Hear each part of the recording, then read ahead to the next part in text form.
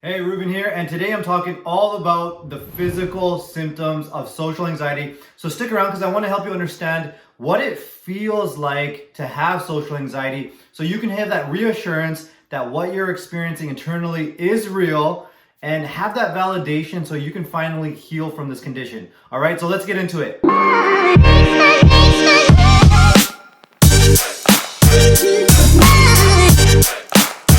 All right, so before we get into this, I just want to clarify, social anxiety always has two components. There's the body experience, the experience within the body, which we call somatic, and those are the actual physical sensations that you experience.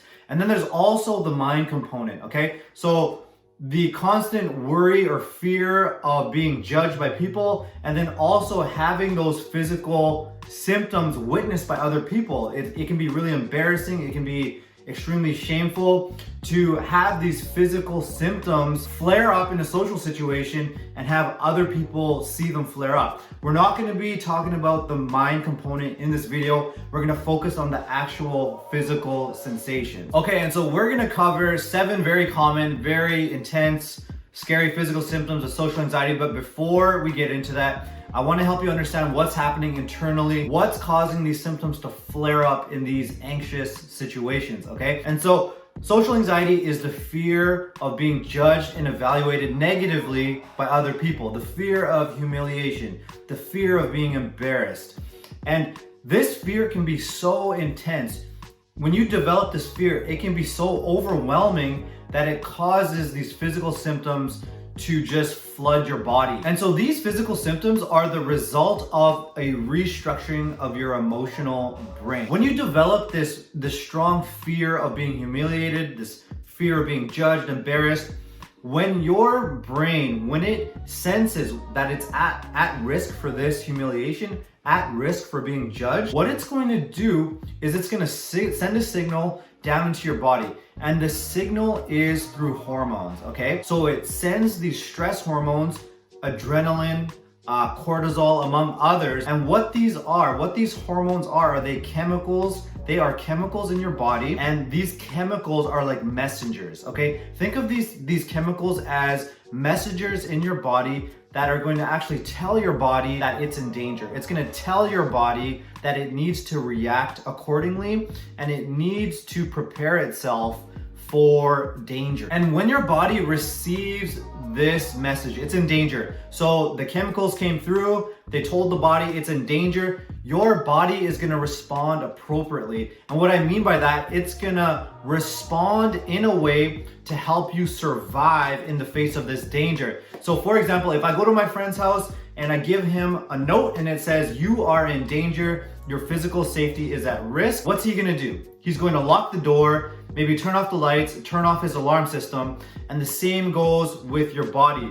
The locking the door, the turning off the lights, the turning on of the alarm system, those are your physical symptoms, which I really want to help you understand. So let's get into this, okay? So physical symptom number 1 is heart palpitations or a rapid heart rate. Now, why does this happen? Is because your body needs more blood, okay? So your heart rate is going to raise. You're gonna get maybe a thumping in your chest as a result of that, because what the blood does is it wants to get out of your head and move the blood down into your body, down into your muscular system.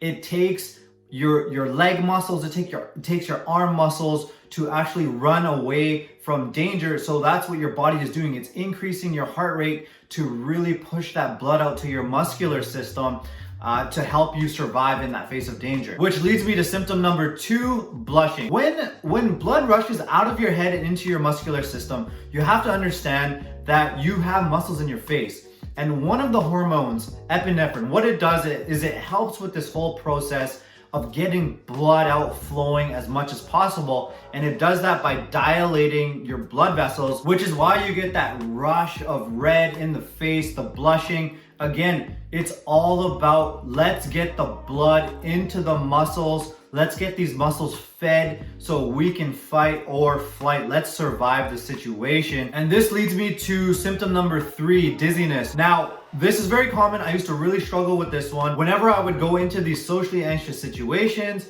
I would get dizzy, disoriented. I would be thinking to myself, is this real? Is this really happening? Is this a dream? completely disoriented and taken out of the present moment. Now, the reason this happens, the dizziness, the confusion, all of that, is because, again, blood is rushing out of your brain. Now, before that, prior to that moment, you had your thinking mind, you felt like you were fine, and then all of a sudden your brain loses the blood flow, and so therefore your brain has been cut off from its usual blood supply, its usual oxygen supply, and therefore its cognitive abilities, which takes away your ability to really make sense of the situation, which leads to that dizziness and confusion. Now, before we get into symptom number 4, I want to give you the opportunity to download your free ebook. It's linked below the video, and it's going to be very, very informative for you to download because it's going to go into the restructuring of the brain. Okay, so when you develop the social anxiety, there's the restructuring, like we talked about, of the brain that actually floods these chemicals in the body, these hormones in the body, which set off your physical symptoms. But eventually, you want to be able to get to the root so that brain no longer floods your body with these hormones, okay? So that's what you're going to learn in the ebook. You're going to learn more in depth about what's setting that off. So I encourage you to read through that, download that, take that weight off of your shoulders to show you it's not a permanent condition and that you can overcome this for good. Okay, so back to symptom number 4, which is breathlessness. Now, the reason you feel like you're out of breath, you can't breathe, I used to feel like I was suffocating in these socially anxious situations, like I was claustrophobic. Now, the reason that happens is because your breath is going shallow. When you're calm and you're cool, your breath is always going to be going down to the base of your spine and all the way back up. But now your breath is going to shift into shallow breathing. So it's going to go down to your throat, maybe to your chest, and then back up, and more frequently, because your body is in the interest of getting more oxygen, as much oxygen as possible. And in order to do that, it needs to make your breath shallow and rapid. And this is why the military is big on breathing techniques. They have this one technique called box breathing. And so what it does, could you picture if you were in this fight or flight, your breath is shallow and you are in this survival mode and you're trying to shoot something. It would be extremely difficult. You would not be precise at all. But what this box breathing does is it brings that breath back to that deep breathing. What it does, it lowers your heart rate, and then bang, you have the concentration back with the front of your brain. And that's when you can take an accurate shot. And so let's get into symptom number 5, sweaty palms, or any kind of sweating for that matter. And again, your body is preparing you. It got the message from the chemical that you're in danger. It's responding to that message and preparing to keep you alive, okay? Now, what does sweat do? Sweat keeps you cool. So sweat is the appropriate response for your body overheating. And that's what your body is doing. When adrenaline is dumped into your body anticipates that your body is going to overheat, that you're going to be moving very fast, very rapidly, very aggressively. So what does it do? The adrenaline, in response to that adrenaline, by making you sweat to keep your body cool. And it doesn't make sense in this moment because you're in a social situation and all of a sudden you're sweating, but your body doesn't know that you're in this social situation. It feels like you're in danger. So what's it gonna do? It anticipates your body's gonna get hot and it makes you sweat. And so you're probably hating your body by now, thinking like, stupid body, stop overreacting to everything. But it's only doing its job. It's only responding to the chemical messengers and responding appropriately. And so symptom number 6 is face twitching. This is a big one people don't understand. There's a lot of misconceptions about this one, and I'm actually gonna open this up to a few other mini symptoms, if you will. Face twitching, again, there's muscles in your face. So if I start twitching, it takes muscles to do that. And people also have other kinds of muscle tension in these socially anxious situations. So you could have, for example, you could feel like you have a lump in your throat. Yes, you have muscles in your throat. You have to realize and understand your muscular system as well. Just to prove this, if I hold my nose and blow out, the muscle in my throat is flexed. And so if you're not attuned to that, that's something you can do to realize you have muscles in your throat. You'll also notice that in those situations, I used to do this a ton, is I would flex my belly. Whenever I would freeze up, feel like I was in danger, I would flex my belly and flex my throat really hard. And so what happens there's a pattern that's developed. It is completely in line with our authentic selves to want to express ourselves, to want to speak, to want to express and connect with other people. But what's happened when you express yourself, okay? I want to help you understand this. When you express yourself, when you speak, it takes muscles.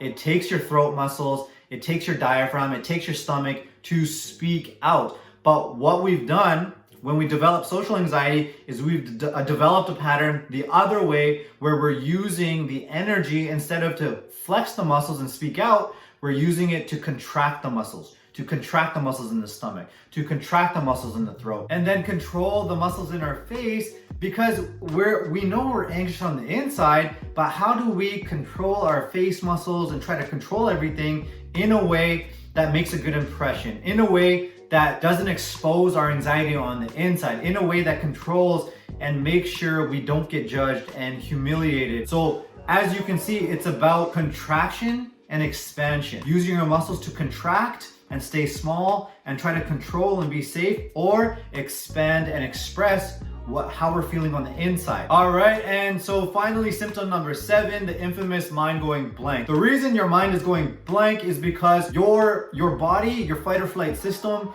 your survival mechanism is shutting down cognition. Why? Because cognition, the ability to think on your feet and keep the conversations going, it's exposing you, it's putting you at more risk for that fear of, for being humiliated, for being judged, for being evaluated negatively. So what it's gonna do, it's almost, think about and when an animal plays dead. When an animal plays dead, it freezes up and it just wants to be left alone. And this is what your body is doing. It doesn't want you engaging any more energy into that interaction. So what it does, it completely shuts down your thinking, your body takes over, and you're full on into survival. And that is ultimately how you would want your body and your mind to respond if there was an actual life-threatening circumstance. That's the way you would want to function. So you don't want to completely shut that off. The key is to calibrate it, to calibrate your fight or flight system, to calibrate your survival mechanism to only go off and to only set off that alarm when it's proportionate to the external environment, when there actually is a threat outside. And so I hope covering these 7 symptoms helps validate what you're experiencing internally. It helps you understand what's happening physiologically, internally, to cause this experience, to cause these ruminating thoughts and these physical sensations. And when I was going through this, I was going to visit after visit to the doctor, to the emergency room. They were testing my blood over and over, my heart over and over. They were doing brain scans to figure out what was happening, and nothing came out of it. They said I was fine. They kept saying over and over, you do not have a medical problem. I would encourage you to do that as well. Go to your doctor, get the medical side ruled out, and then once you do so, you can come back and then realize these are symptoms of anxiety. These are symptoms of your fight or flight system being overactive and taking over your body and dumping into your body those stress hormones. And if you feel like you need some more support, you want to get over these physical symptoms for good, then what you can do is join our Facebook group. I'm going to link it below the video. I'm constantly I do Facebook lives every week. I do live Q&As, I do live trainings, and just come in and just connect with the people in there. The whole group is dedicated to social anxiety and gaining full freedom from it. So there's so much shame associated with even having social anxiety. It seems like such a silly problem to have, but it's not. There's people in there who are gonna validate your experience. You can connect, share your stories, and just release all that shame associated with having social anxiety. So I hope to see you on the inside. Thanks for watching, and I will see you in the next one. All right, peace out.